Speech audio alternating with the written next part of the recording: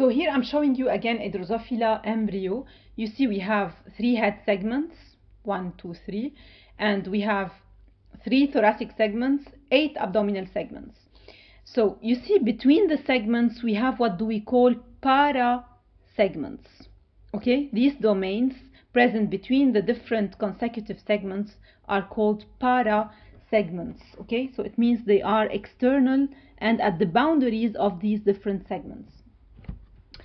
So at the molecular level, we can see that we have genes expressed in the segments and other genes expressed in the para segments.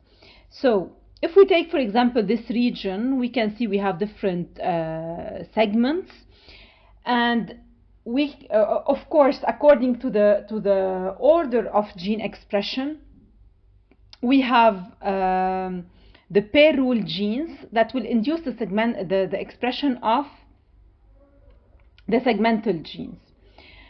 So these pair rule genes are, as we explained before, even skipped. We have 7 stripes here in red, and Fuchitarazu in black, also 7 stripes.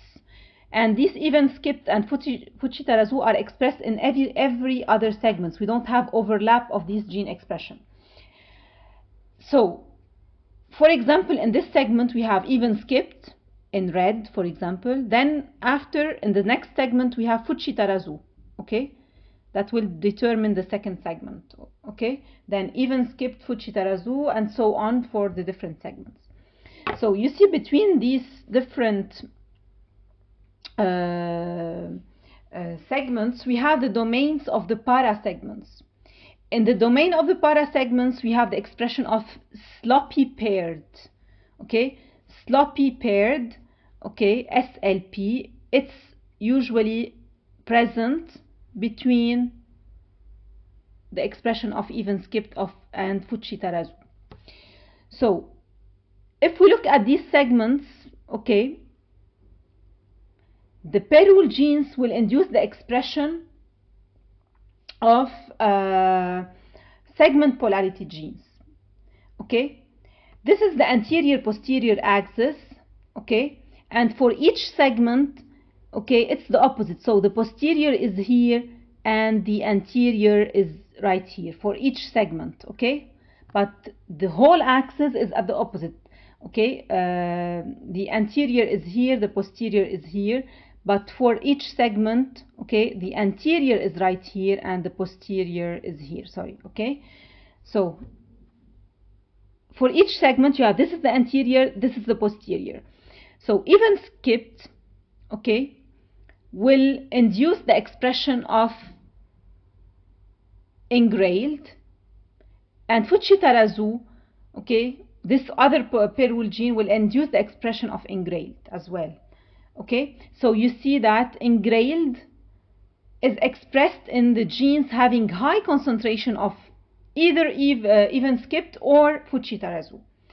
But you see where in the domains that express sloppy pairs, it means in these para segments, okay, the sloppy paired will induce the expression of another gene called wingless, okay, and always we have wingless before engrailed, because wingless is induced by this pair rule genes, the sloppy paired, while engrailed it's induced by even skipped and Fuchitarazu. And this is the way each segment will determine its identity, okay, according to the anterior posterior boundary.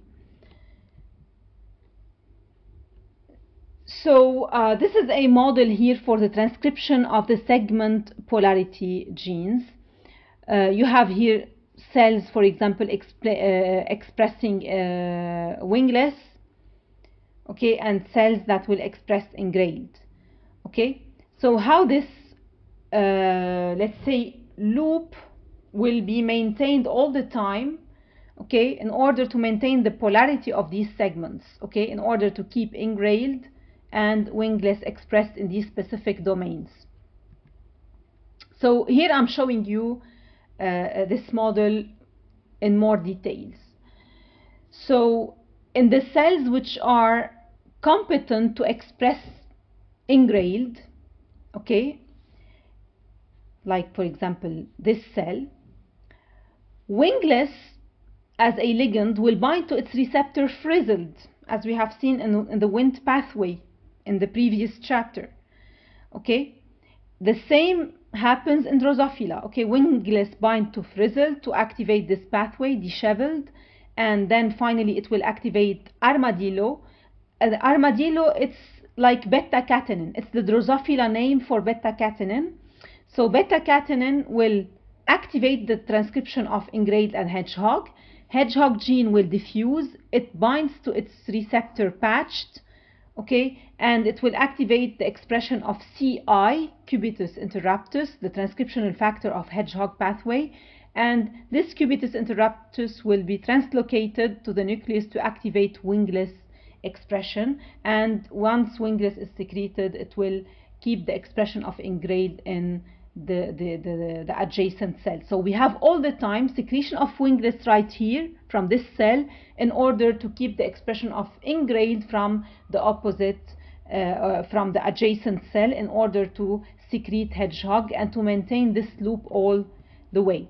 Okay, so this will maintain engrailed expression, okay, and hedgehog, and it as well we will have maintenance of wingless expression in order to determine the boundaries for each segment. Okay, so we see even skipped, and here we have Fuji-Tarazu, and these genes, for example the Fuji-Tarazu will keep the expression of engrailed, okay, in this domain. And due to this loop I explained before between these two cells, okay, in this segment, we will have a maintenance of engrailed and wingless expression in order to define the boundaries of the segment. Okay, so this is everything concerning this chapter about Drosophila development.